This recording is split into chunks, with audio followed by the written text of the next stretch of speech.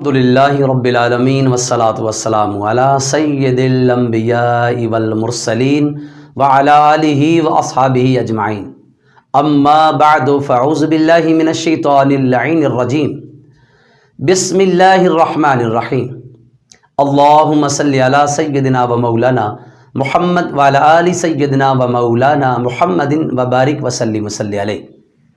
سامعین و ناظرین، اللہ وحدہ لا شریک نے اپنے محبوب کریم رؤوف الرحیم نور مجسم فخر دو عالم صلی اللہ علیہ وآلہ وسلم کو بے شمار انعامات سے نوازا ہے۔ اللہ وحدہ لا شریک نے اپنے محبوب کریم صلی اللہ علیہ وآلہ وسلم کو جن انعامات کمالات و معجزات سے نوازا ہے، اگر ان کا شمار کیا جائے، انہیں تعداد میں گنا جائے، انسان کی عقل دنگ رہ جاتی ہے۔ انسان کی عقل میں کمالات مصطفیٰ اور معجزات مصطفیٰ آنے والے نہیں ہیں۔ انسان کی عقل سے ماورا ہیں نبی دو جہاں صلی اللہ علیہ وآلہ وسلم کی ذات پہ نازل کیے گئے انعامات۔ آئیں سرکار دو عالم فخر دو عالم نور مجسم صلی اللہ علیہ وآلہ وسلم کے انعامات کے ذکر کرنے کی کوشش کرتے ہیں۔ اللہ وحدہ لا شریک نے نبی پاک صاحب الاولاق صلی اللہ علیہ وآلہ وسلم پر جن انعامات کا ذکر کیا ہے، ان انعامات کو اللہ وحدہ لا شریک نے قرآن مقدس کے مختلف مقامات پر ذکر بھی فرمایا ہے۔ اللہ وحدہ لا شریک نے سرکار دو عالم صلی اللہ علیہ وآلہ وسلم کی عطاؤں کا ذکر کرتے ہوئے ایک مقام پہ پوری صورت میں اللہ وحدہ لا شریک نے اس کی وضاحت ارشاد فرمائی ہے۔ ارشاد باری تعالیٰ ہے، انا اعطیناک الکوثر فصل لربک وانحر ان شانئک ھو الابتر۔ اس صورت کا آغاز اللہ وحدہ لا شریک نے انا سے کیا ہے۔ انا کہ بے شک ہم، جمع کی ضمیر استعمال فرمائی ہے اللہ وحدہ لا شریک نے، اور جمع کا صیغہ کبھی کثرت اور تعدد پر دلالت کرتا ہے اور کبھی عظمت اور شان کے اظہار کے لیے استعمال ہوتا ہے۔ یہی مراد ہے کہ اللہ وحدہ لا شریک نے اپنی شان اور عظمت کے اظہار کے لیے ارشاد فرمایا ہے، ہم وہ ہیں کہ جو زمین و آسمان کو خلق کرنے والے ہیں، ہم وہ ہیں جو بادلوں سے بارش برسانے والے ہیں، ہم وہ ہیں جو سبزہ اگانے والے ہیں، ہم وہ ہیں کہ جو شرق سے غرب پوری کائنات پورے عالمین کو رزق دینے والے ہیں، ہم وہ ہیں کہ جنہوں نے ستاروں کو بنایا، سورج چاند کو بنایا۔ یعنی اپنی عظمت شان کا ذکر کرتے ہوئے اللہ وحدہ لا شریک نے یہاں پر انا کا استعمال فرمایا ہے۔ اللہ پاک نے ارشاد فرمایا، انا اعطیناک الکوثر، کہ بے شک ہم نے آپ کو اے محبوب کریم صلی اللہ علیہ وآلہ وسلم الکوثر عطا فرمایا ہے۔ اب جب یہ کثرت ذکر کی تو کثرت کے ذکر کرنے کے بعد اللہ وحدہ لا شریک نے ارشاد فرمایا، فصل لربک وانحر، پس آپ نماز پڑھیے اپنے رب کے لیے اور قربانی دیجیے۔ ان شانئک ھو الابتر، جب آپ نماز کی پابندی کریں گے، نماز پڑھیں گے اور ایثار قربانی دیں گے تو بے شک آپ کا دشمن ہی نامراد ٹھہرے گا، ابتر ہوگا۔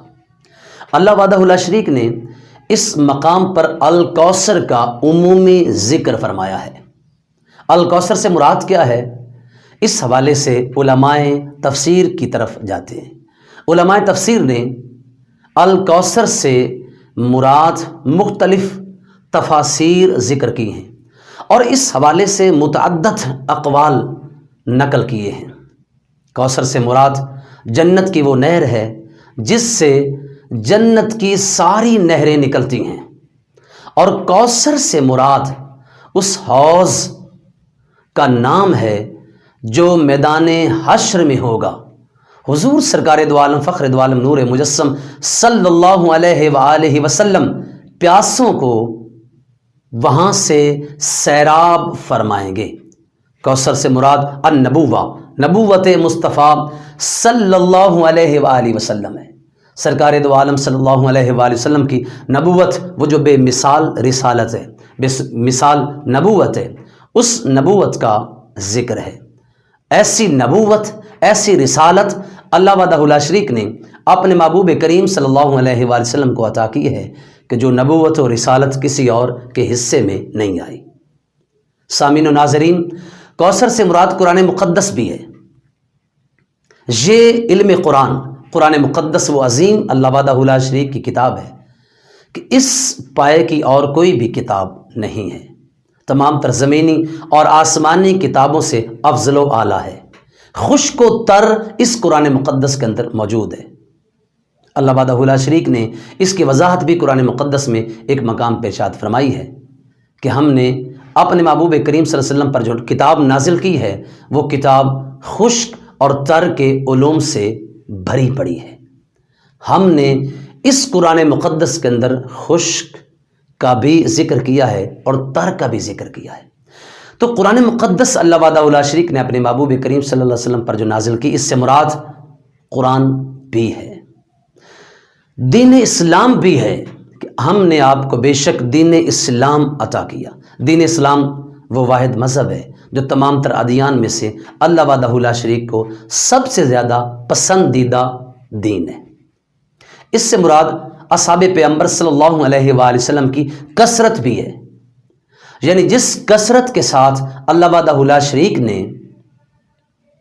اپنے محبوب کریم صلی اللہ علیہ وآلہ وسلم کو اصحاب دیے ہیں، ساتھی دیے ہیں، احباب دیے ہیں، صحابہ دیے ہیں، اس کثرت کے ساتھ کسی اور نبی اور رسول کے حصے میں صحابہ نہیں آئے۔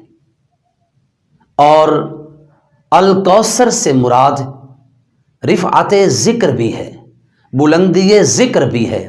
اللہ وحدہ لا شریک نے اپنے محبوب کریم صلی اللہ علیہ وآلہ وسلم کا ذکر جس انداز کے ساتھ بلند کیا ہے، اس انداز کے ساتھ کسی بھی اور کا ذکر بلند نہیں کیا۔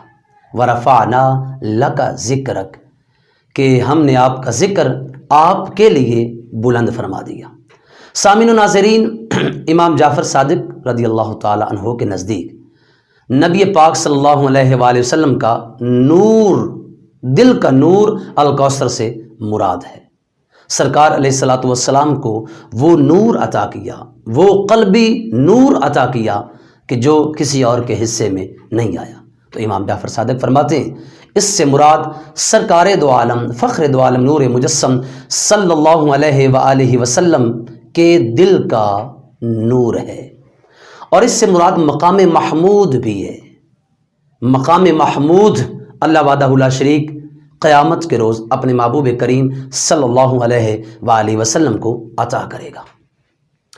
اور دیگر تفاسیر جیسے کہ ابن عباس کی تفسیر کے مطابق اس سے مراد الخیر الکثیر ہے، یعنی اللہ وحدہ لا شریک نے اپنے محبوب کریم صلی اللہ علیہ وآلہ وسلم کو خیر کثیر عطا فرمایا۔ سامعین و ناظرین، اللہ وحدہ لا شریک نے سرکار دو عالم صلی اللہ علیہ وآلہ وسلم کو بے شمار انعامات، کمالات سے نوازا، اور اس سے کئی ایسی چیزیں جو انسانی عقل میں نہیں آنے والی، انسان کی سمجھ سے ماورا ہے، اللہ وحدہ لا شریک نے اپنے محبوب کریم صلی اللہ علیہ وآلہ وسلم کو عطا کی۔ اور حضرت عبداللہ ابن عباس رضی اللہ تعالی عنہ فرماتے ہیں کہ سرکار دو عالم، فخر دو عالم، نور مجسم صلی اللہ علیہ وآلہ وسلم کی اولاد جو کہ سیدہ خدیجۃ الکبریٰ کے بطن اطہر سے ہوئی۔ آپ حضرات جانتے ہیں کہ سرکار دو عالم صلی اللہ علیہ وآلہ وسلم کے بیٹے بچپن میں ہی اللہ وحدہ لا شریک کو پیارے ہو گئے۔ اہل مکہ نے جو سرکار دو عالم صلی اللہ علیہ وآلہ وسلم کے جانی دشمن تھے، انہوں نے کوئی بھی موقع نہیں چھوڑا کہ جہاں سرکار دو عالم صلی اللہ علیہ وآلہ وسلم کو تنگ نہ کیا گیا ہو۔ خود رسالت مآب صلی اللہ علیہ وآلہ وسلم ارشاد فرماتے ہیں کہ جتنا راہ حق میں مجھے ستایا گیا کسی اور کو نہیں ستایا گیا، جتنا مجھے ڈرایا گیا کسی اور کو نہیں ڈرایا گیا، اور جتنا مجھے دھمکایا گیا کسی اور کو نہیں دھمکایا گیا۔ سرکار دو عالم صلی اللہ علیہ وآلہ وسلم کہ وہ جانی دشمن، تو جب انہوں نے دیکھا کہ سرکار علیہ الصلوۃ والسلام کے بیٹے اولاد بچپن میں ہی اللہ کو پیارے ہو گئے، تو انہوں نے تانے دینے شروع کر دیے کہ بس انہی کی حد تک یہ سلسلہ اسلام کا ہے، تو جب یہ دنیا سے چلے جائیں گے اس کے بعد پھر سارا سلسلہ منہدم ہو جائے گا۔ اس صورت کا شان نزول بھی یہی ہے کہ اللہ وحدہ لا شریک نے اپنے محبوب کریم صلی اللہ علیہ وآلہ وسلم سے وعدہ فرمایا کہ ہم آپ کو اس کثرت کے ساتھ اولاد دیں گے کہ وہ اولاد قیامت تک جاری و ساری رہے گی۔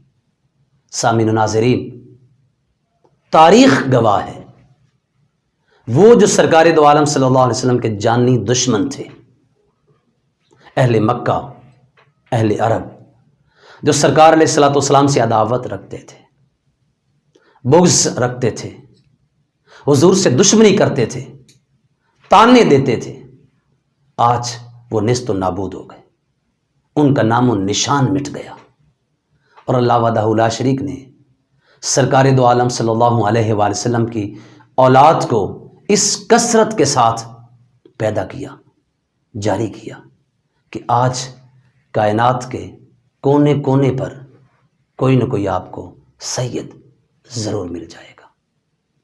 باقی حضرات کی اولاد اگر باپ کی طرف سے چلی تو اللہ وحدہ لا شریک نے سرکار دو عالم، فخر دو عالم، نور مجسم صلی اللہ علیہ وآلہ وسلم کی اولاد سیدہ طیبہ طاہرہ حضرت فاطمہ الزہرا سلام اللہ علیہا کے بطن اطہر سے کی۔